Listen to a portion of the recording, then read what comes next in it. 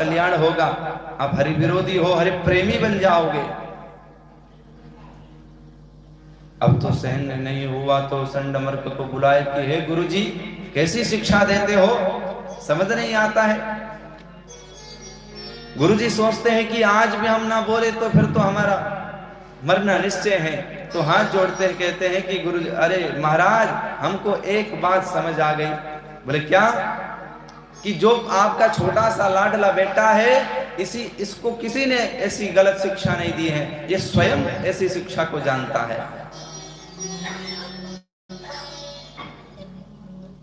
कहते ना हम हैं और ना कोई बाहर से आकर के इसको ऐसी शिक्षा नहीं दे रहा है, ये अपने आप ऐसी शिक्षा को उत्पन्न कर रहा है। तो राजा बोले कि क्यों रे, तूने ये सच कह रहे हैं? प्रहलाद महाराज कहते हैं कि पिताजी, हम तो यही तो कहना चाह रहे हैं कब से। हरि की शिक्षा अपने आप उत्पन्न होती है। आपने देखा होगा कि बड़े बड़े जो तपस्वी होते केवल तप ही करते हैं, पढ़ते नहीं है, फिर भी ऐसा ज्ञान आ जाता है, वो प्रभु प्रसाद से ही उत्पन्न है। उसी प्रकार प्रहलाद को भी ऐसा ज्ञान हो गया, पर सहन नहीं किया। तुरंत गोदी से उठा करके नीचे धड़ाम से पटक दिए। और कोई होता तो महाराज तुरंत मर भी जाता, प्रभु की कृपा जिस पे हो तो कैसे मर सकता था।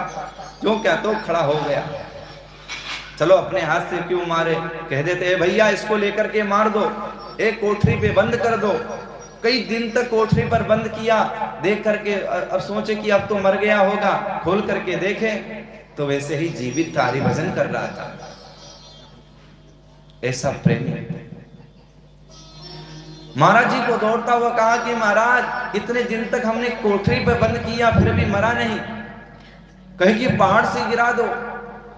बांध करके पहाड़ से नीचे प्रहलाद महाराज को गिराया गया, फिर भी देखो हरि की कृपा से खरोच तक नहीं आई। ऐसा काम करो, भोजन में विष मिला दो।